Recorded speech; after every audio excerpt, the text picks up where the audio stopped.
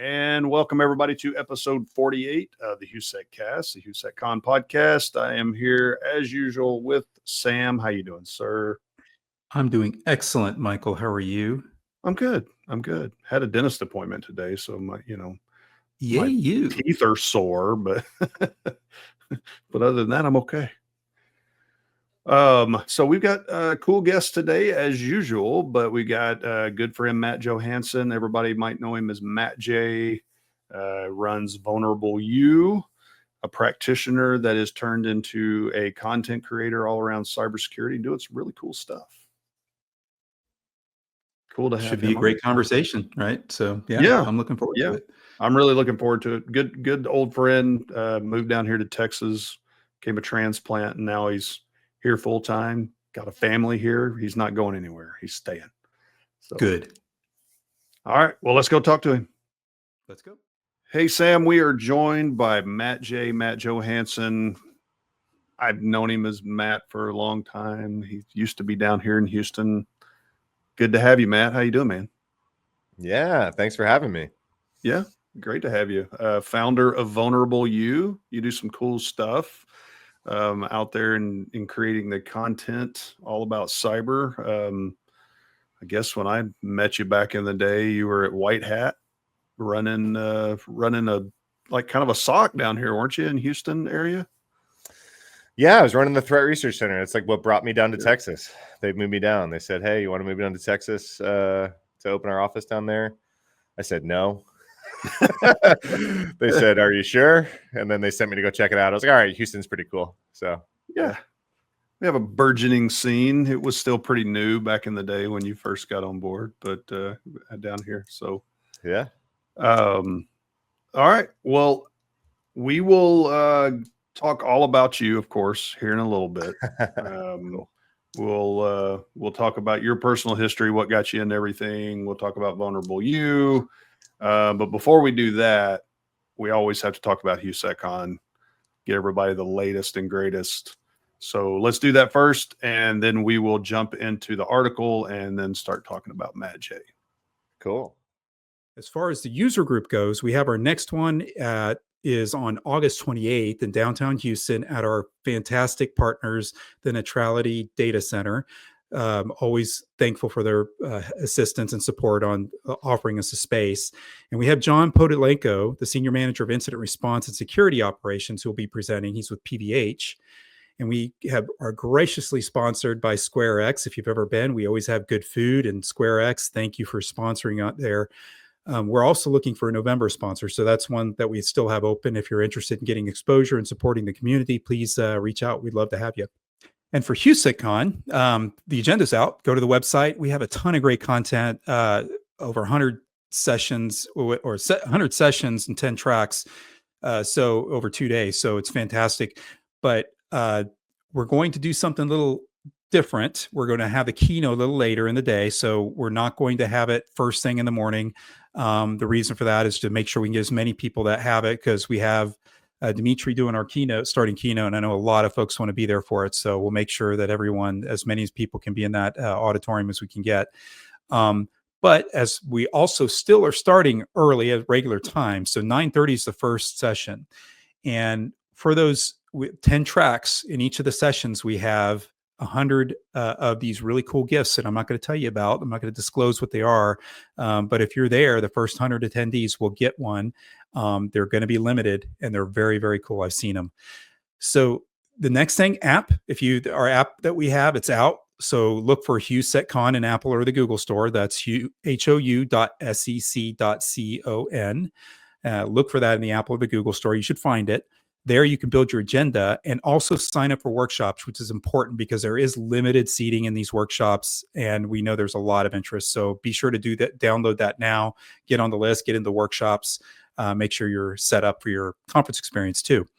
So the mentor workshop being one of those, we do have a call for mentors, and in the show notes we'll have here. So go to our website. It's HOU.SEC.CON.com/mentorship to learn more, but we are looking for mentors. So if you want to help our community out, help grow that next cybersecurity expert or team, we'd love to have you be part of this. It's really important. And then we're getting close to cutting off the sponsorships. So sponsorships have been selling great, and we appreciate all our sponsors and their support. It's been super important for us to be able to drive this whole effort with those sponsors. But we have some still available, so please reach out to the sponsor wrangler at HOU.SEC.CON.com, or you can go to our website, which is HOU.SEC.CON.com/prospectus, and you can get a lot more information on it. All right. Okay, we are back from the HOU.SEC.CON news. Now we're going to talk about an article. Sam, did you supply this article? I did. It jumped out at me when I saw it. Yeah. Just because you're in Europe and it's about Europe, is that what it was about? No, actually, besides the point, there's a book that I read a couple years ago called Wireless Wars, and it was about the whole Huawei infiltration to 5G networks right across the globe, really, by underbidding everybody and everything they were getting there. And this particular one was a article about the Spanish government awarding a 12 million euro contract to Huawei to store their wiretaps, essentially, right? The ones that were approved by judicially approved wiretaps from intelligence and everything. And I just sit there. I laughed out loud when I read the article, because I'm like, you got to be kidding me. Like, this can't be real. This is like Bad Magazine or something, right? And so I just, it screams given to the lowest bidder, which I'm not surprised at. There's other, I'm not an expert on Spanish politics, but from what I can glean, there's they've got their own challenges they're working through. So who knows what drove it? But this one jumped out at me. Like, why would anybody contract with Huawei after all this 5G mess that over the past, several years, a decade almost, right? Anyway, that's what jumped out at me. The fact that, usually, we'd say in today's politics, United States tends to be pretty quick to jump on stuff. But the fact that there was a lot of European Union and everybody else was like, what are you doing? Made me think from a political standpoint that, okay, this is a little messed up. I was glad to see that this was a kind of a broader group that were saying, what are you doing here? What's your take on it, Matt? What'd you get from it? There's no real smoking gun on like, oh yeah, China's accessing this data. It's like, you're cooked here. But the point remains that legally, if the Chinese government says to Huawei, like, you must help us in getting this information, like the laws are such in China that they just have to comply with that. Yeah. Right. So it's not like, oh, now something is definitely, going on and data is making its way wherever. It's the threat of there's the company themselves, even if they were best intentioned, could not say no to the Chinese government if they requested something. And that's kind of the crazy part. Yeah. It was the same thing with what we used to think about with Kaspersky, right? With Russia is along the same lines. Like you can't say no, so you're just going to have to deal with this. But the fact that, I don't know, they're just like bringing all this together and knowing what the EU has sanctioned and knowing that the US has done the same thing, and just like, we're not going to let Huawei do this stuff and be in our environments and to pull this data in and to do it. I don't know. It struck me as like, why would you be the only country that's okay with doing this other than China themselves? So yeah, and they're claiming it like an air-gapped system and all this kind of stuff, but it's like none of that really matters. We're not talking about kind of like the live connectivity, right? The threat is supply chain. Yep. It's like, who built the firmware, like who touched the system before it got shipped to you. It has nothing to do with the fact that it's air-gapped now. First of all, come on, right? We all know what air gap, yeah, means at the time. Yeah. Second of all, it's just not even the point, right? It's just the supply chain aspect of it. Has nothing to do with where it's at now. Yeah. Well, interesting take. We'll see where it goes from here. Making it like it meets. It even said it meets the National Cryptologic Center standards, poses no security risk. limited. I mean, it's like, yeah. I mean, if the adversary can encrypt, we're okay. Is that what you're saying?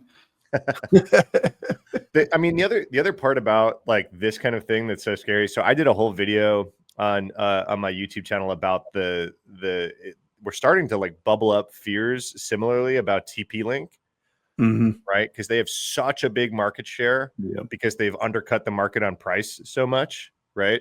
They sell a lot of those like home kind of route, like those down market routers. They sell pretty close to cost, or even I was reading some reports at a loss. And then sell all sorts of other services and subscriptions on top of it to kind of like make up for it. And so there's a lot of like mumblings of, well, should this be a concern? Well, why would they possibly sell all these, SOHO routers down market at that undercut of a price? And they've grabbed like something like over half of market share from TP-Link routers because of it. So what happens, right? Like, so TP-Link, of course, has like done the whole PR. No, we've distanced ourselves from the CCP thing. Like, we here's this other legal entity that we stood up in the States to like prove that, like, look, we're even firewalling it off that way, all that kind of stuff. But the supply chain risk is still there, and that legal risk is still there, right? Like I said, if the CCP says you must help us in this, they just have to comply. For where those things are being manufactured. So, not to say that like TP-Link or Huawei are like absolutely, definitely, sharing all data like on the wire or anything like that. It's like the thought being, if you were to roll out all of this hardware, then it then becomes a threat, then what? Like there's a very, very difficult reverse course here. If you roll this out, this is very like spaghetti critical infrastructure here. Well, it's infinitely higher level of risk than like say TikTok. Like at least, that you can ban it from phones. You can, keep it from being updated.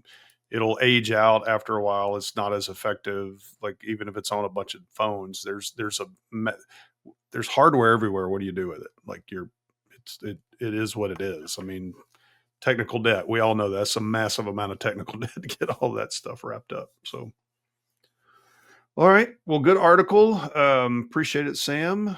And I think now, what are we going to do? A commercial break. So let's take a little bit of time here. We will come back on the other side of the break, and we will talk to Matt about what got him into the biz and what he's doing at Vulnerable U these days.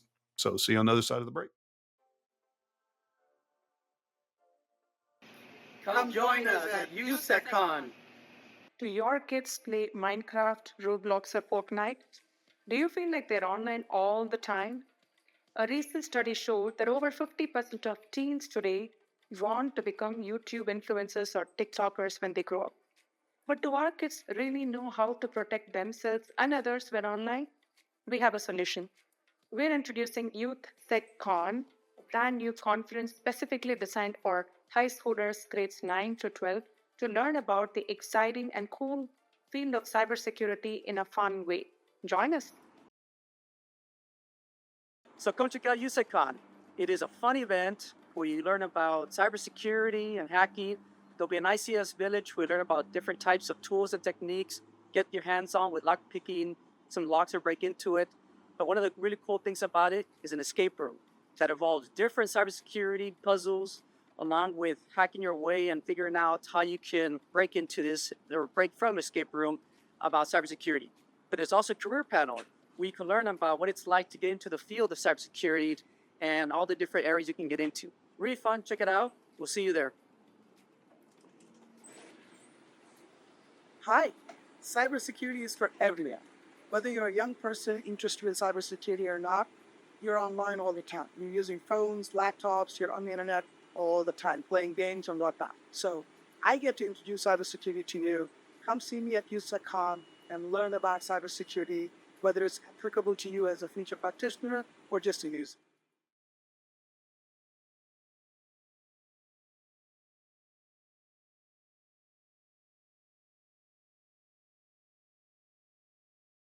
And we are back. So, Matt, we do this with all of our guests. We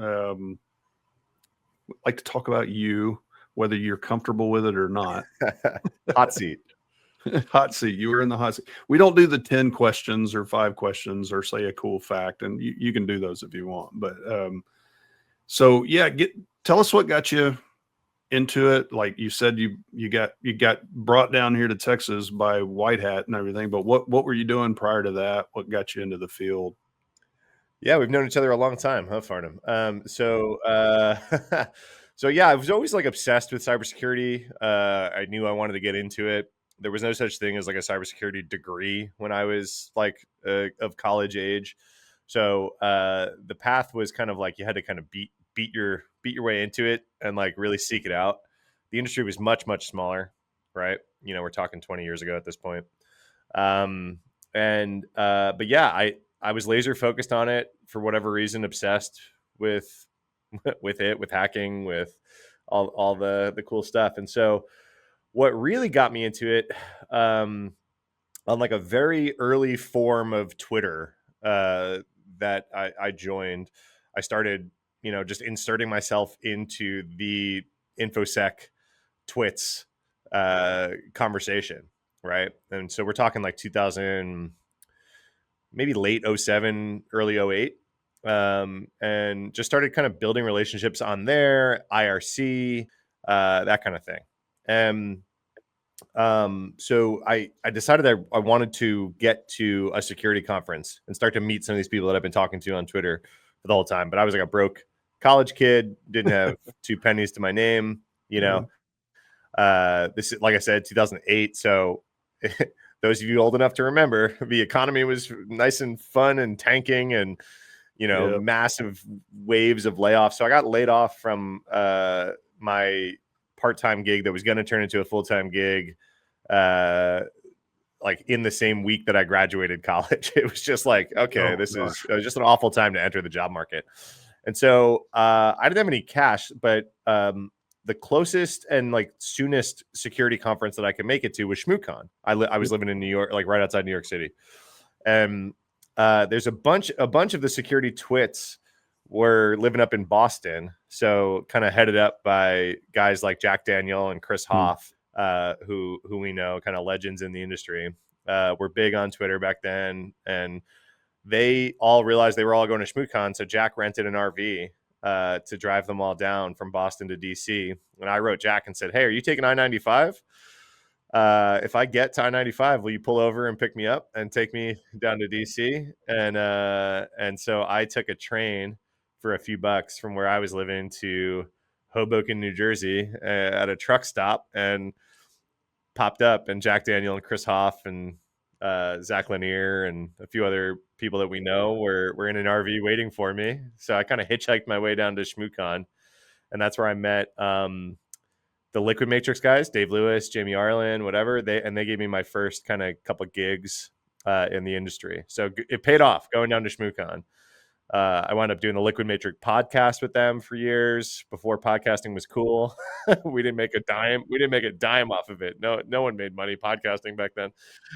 And then I made it out to DEF CON and Black Hat later that year, met a whole bunch of other people. And I've actually recounted this throughout my career. I've had probably about like an 18-year career that most of my bosses in my career, I think all but one were at either ShmooCon or DEF CON that I met in that first year. So that's hilarious. That's what I always tell people trying to get in the industry is like, just get to your local conference, shake someone's hand, buy them a beer, buy them a coffee, whatever it is. That's where trust is like really built. People are like, what certification should I get? And I'm like, don't. Go and meet somebody and prove that you know what you're talking about.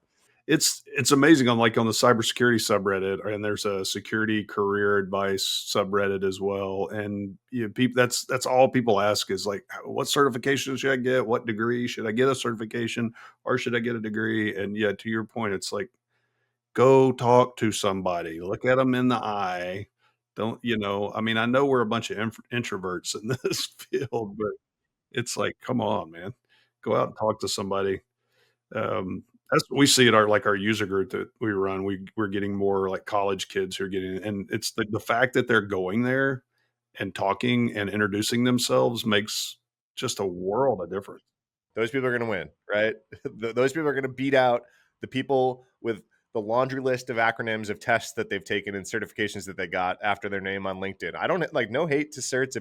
What I like to say is certifications are good, like marathons are good. If you need a marathon or Sam, a bike race or whatever, if you need a race to be training for, if you need a test to be studying for in order to learn it, cool, go do it.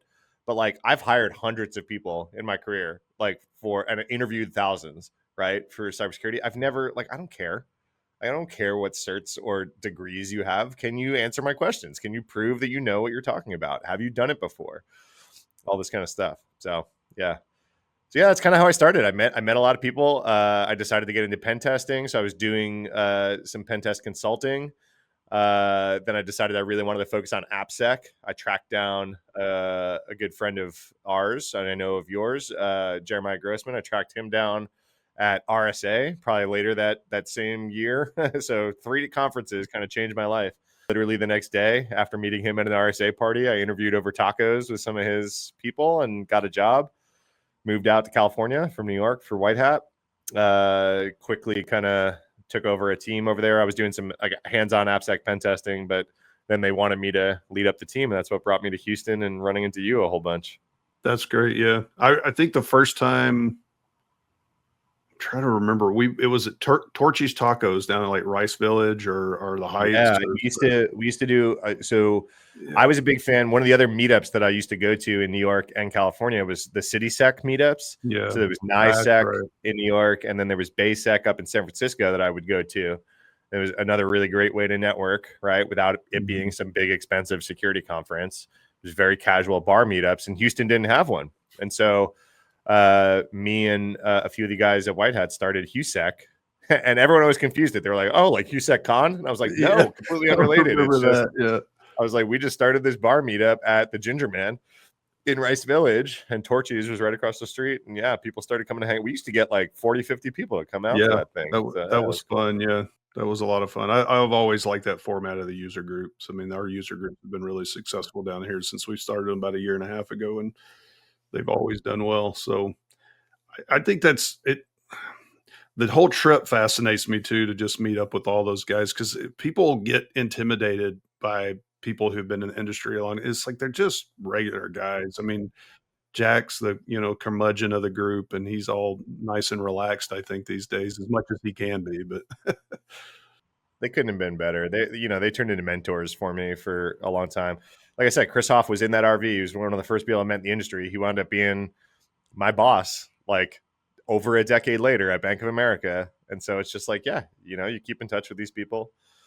They could tell that I was obsessed with this, right? And I continued to be obsessed with it. And, I continued to like get experience in different areas, and wound up being like a cloud and container security guy so I left Houston. I wound up taking a head of security job at a fintech startup that brought me to Austin. And, I got there, and the company was running on like an early version of Kubernetes. No one had ever even heard of Kubernetes. It was 2015. And so trial by fire, I literally just sat with the engineers all day. I was like, all right, what is this thing? How do we worry about security there? Right. Became like a Kubernetes security. So I gave one of the first Kubernetes security talks ever at DevOps Days with our friend James Wickett, who was running DevOps Days Austin. I gave the talk by myself. He ran that conference. And you can go find that. It's like a really early version of Kubernetes stuff. And then turns out Chris Hoff needed a cloud security guy at Bank of America, and wound up hiring me a year or two later. So now James is running his little company. He was doing HOU.SEC.CON for a while and everything. Man, it's just the amount of people and all this stuff that everybody's done over the years that we've met is really cool to see that. That trip just still fascinates me. I'm like thinking planes, trains, and automobiles, or like what's the Vegas trip with Mike Tyson in it and all that stuff. The Hangover. Hangover, yeah. That's all I keep thinking about that. Yeah.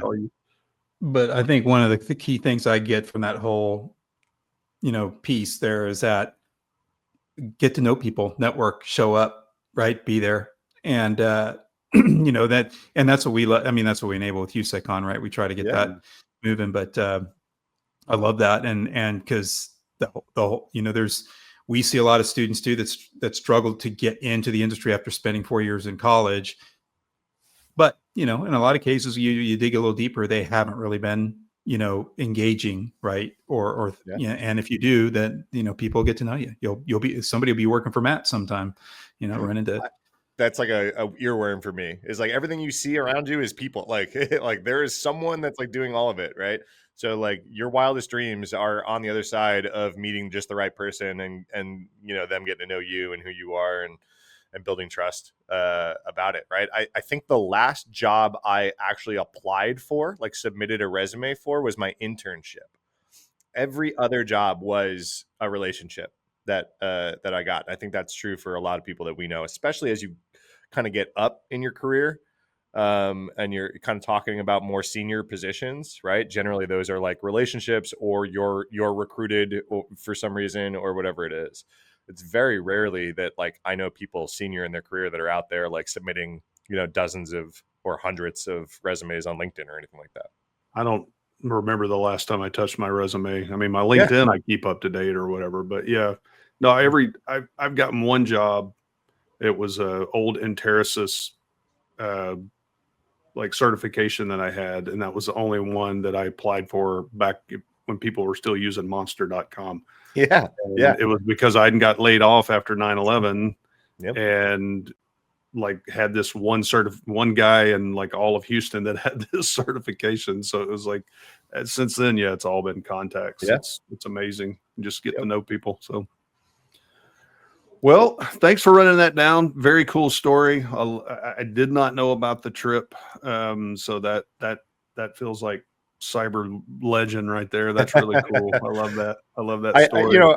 I hate that it feels like I'm like name dropping. I'm not trying to name drop. It's just like the whole point of the story is exactly what you said, Sam, right? Just like everyone's people, just go insert yourself, like, act like you belong. I was 22. I was the only one getting carded at the bar at the hotel when we got there. I was like a baby, right? Compared to some of these legends, but they were more than happy to give me a ride. And oh, they're all good people. Yeah. I met all of them at a lot of those folks at RSA way back in the day, and then we're doing all the security blogging back in the day when we were doing all of that. Yeah. So, like I said, about my early career story, I kind of got into this industry via social media and like meeting people, right? And so I've always taken social media like very seriously because it's paid off in my career to like just be active and learn publicly, right? So that's what I always tell people is like whatever you're working on, just like make content about it. Whatever you're comfortable making. If you don't want to get on camera, make a blog or something, right? A conference talk. I've given hundreds of conference talks at this point, right? Like all this kind of stuff. And so I always had like a hands-on cybersecurity job and just happened to do a bunch of content. And it turns out that like in today's day and age, being good at talking about technical stuff and content is a very, good skill to have. And so I was always super active doing a lot of this stuff. And then I went to go, like I said, I went to go work for Chris Hoff at Bank of America. Well, before that, when I was the head of security at that fintech startup that brought me to Austin, the Kubernetes story, we got bought by Goldman Sachs. And so I kind of wound up at Goldman Sachs via acquisition. I was there just the year.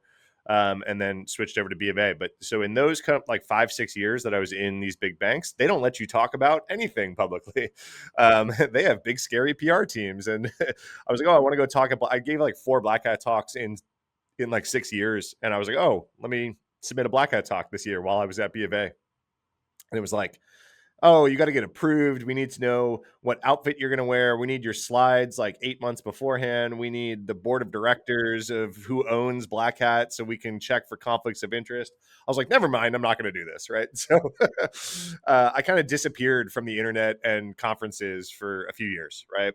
And so then when I left B of A and I was working at Reddit, so I was the head of software security at Reddit for a little while. Reddit was much more friendly to it. So I was like, oh, let me, I like blogging. I like podcasting. I like doing all this stuff. Let me start again. But it's a muscle. You lose it. Right. So I'm like, oh man, like what, like, okay. Like, how do I do this again? And so the internet had changed a little bit in that time and blogs were no longer as cool as they once were. And it seemed like newsletters were the new hotness. And so I decided, instead of starting my blog back up, to start a newsletter. And I started my newsletter. I wrote it for maybe 2-3 weeks. And then a good friend of mine, Daniel Miesler, who runs another newsletter called Unsupervised Learning, gave me a call. He like just called my cell phone. And he was like, "Hey man, see what you're doing. By the way, I just quit my job at Robinhood because I'm doing my newsletter full time."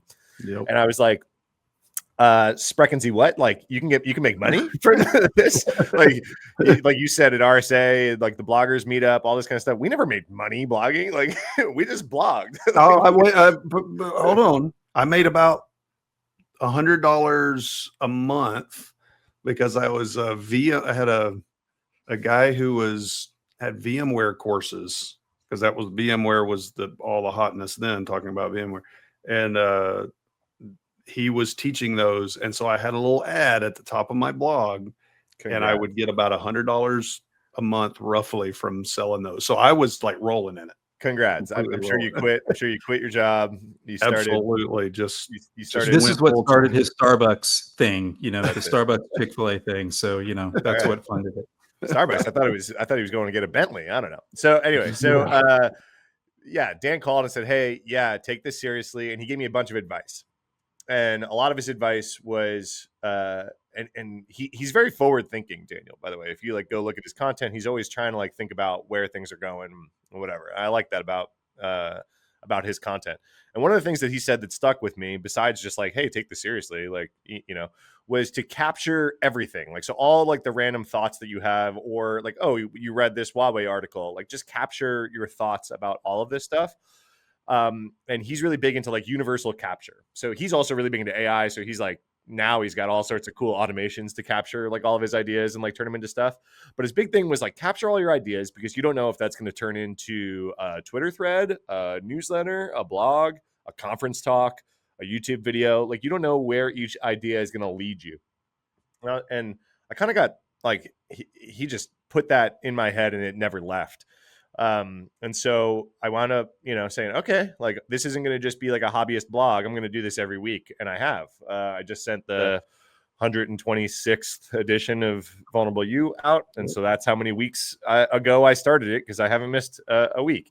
Nice. And it turns out when you're that consistent and like you're that obsessive about like quality and consistency and volume, good things happen. And so the audience has grown and it's attracted sponsorships and all that kind of stuff. And then during that whole journey and kind of gaining more and more attention, I had some people from previous like coworkers and stuff that worked in marketing marketing teams have always loved me because I like going on stage and I like writing and I like podcasting. So the marketing team is like, oh, the technical guy that likes to yap about stuff is like fantastic for me. So some of those people, it is kind of rare. And some of these people like reached out and said, "Hey, I'm at a new company. You used to help me out back in the day.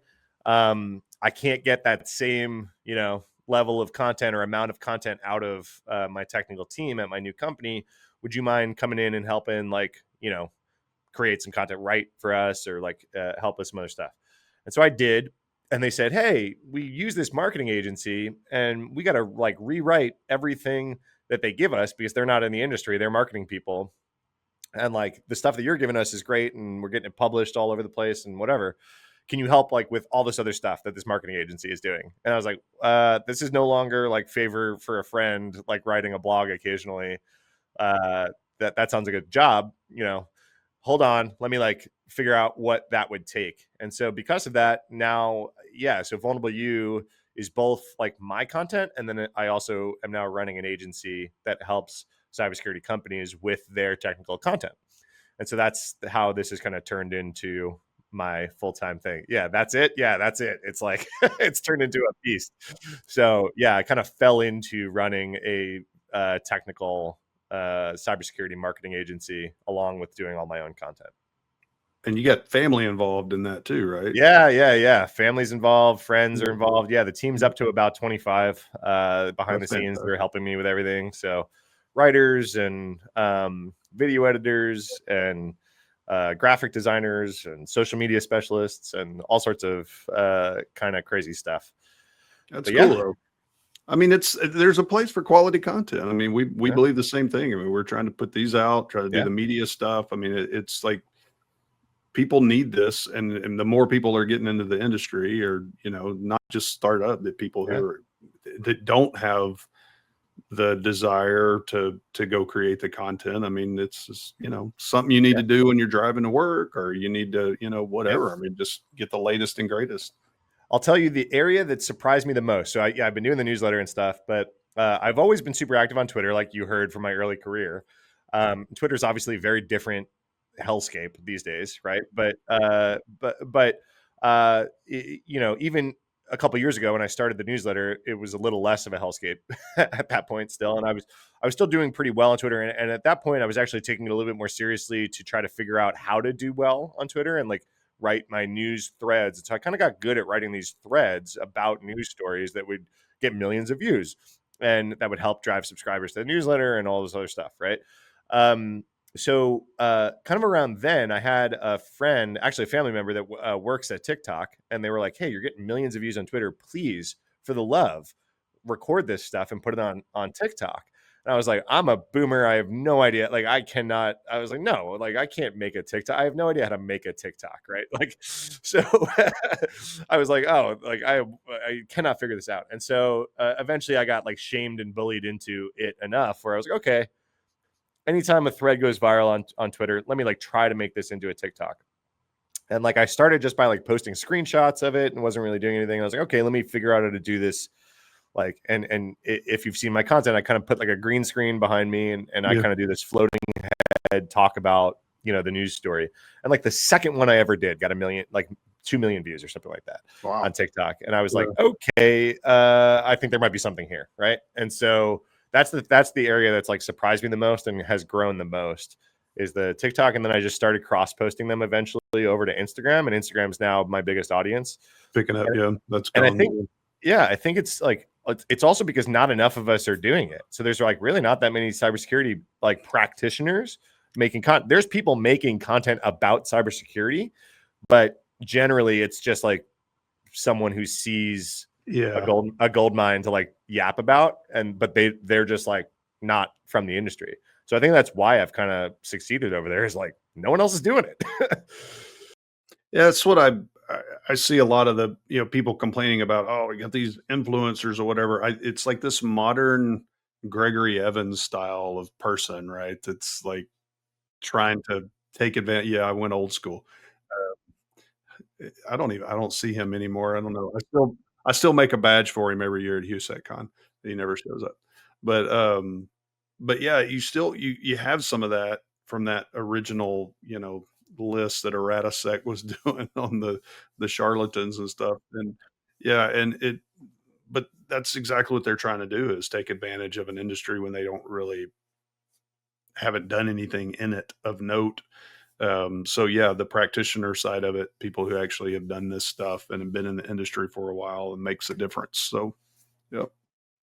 Yeah, and I'm in a fortunate position. So I am taking sponsorships into all this kind of stuff, but I'm in the fortunate position to be able to turn down sponsorships because, I've done so well. So like even that, I don't have to like really hurt my credibility, because it's just like, oh no, I was an actual customer of this product because it's good.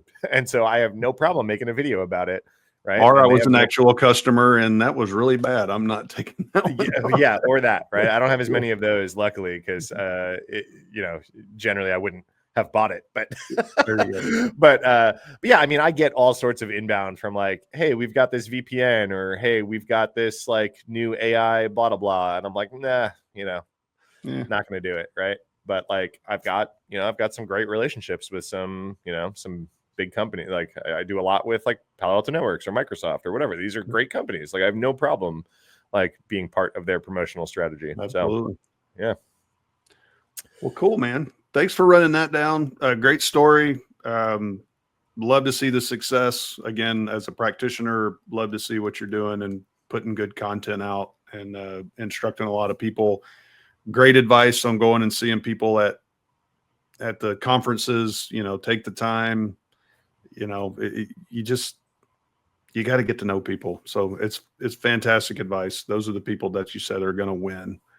So yeah, I mean, look, we've all met because of community events and conferences and all this kind of stuff, and we've maintained relationships over it's probably 15 years ago that I met you, Farnham, right? Like, Yeah, I mean, Sam, probably similar, right? Like because of Yeah. the Houston community and stuff. So, it was. and here we are. We are here. We're doing cool stuff, making cool content, talking about ourselves like we're important, but it's fun, you know. No, Yeah. we're it's all good stuff. Love the stories. Appreciate you taking the time. Love what you're doing at Vulnerable You. Hopefully we'll get to do more stuff together. Yeah, absolutely. Really Looking forward fun. to it. Sam, any parting thoughts? No, cool stuff. That site's really cool, vulnu.com. So for anybody looking for it, I'm sure we'll put it in the show notes. yeah. But cool stuff. Appreciate you taking the time, Matt. It's been a good conversation. Cool. Yeah, thanks. I really respect what you guys are doing and building too. I know how hard it is. we're out here doing it. You know what I mean? Building community, making content. It's a lot of work. So thank you guys for putting out good content this consistently. Well, a lot of thanks go to Lauren in the background. She's listening, watching, making notes for the edits. So it's a lot to do with her as well. So, all right. Well, everybody, thank you for joining us on this episode. Man, we're getting close to 50. So episode 48. We will be back episode 30 or 49 pretty soon. I'm not sure who that is. It may be Daniel, because Daniel's going to come on as well. Oh, cool. Pretty soon. Yeah. So I'm going to be excited. He's coming down to speak at HOU.SEC.CON. So sweet. All right, everybody. Thanks for joining us on episode 48. We will see you on the next one.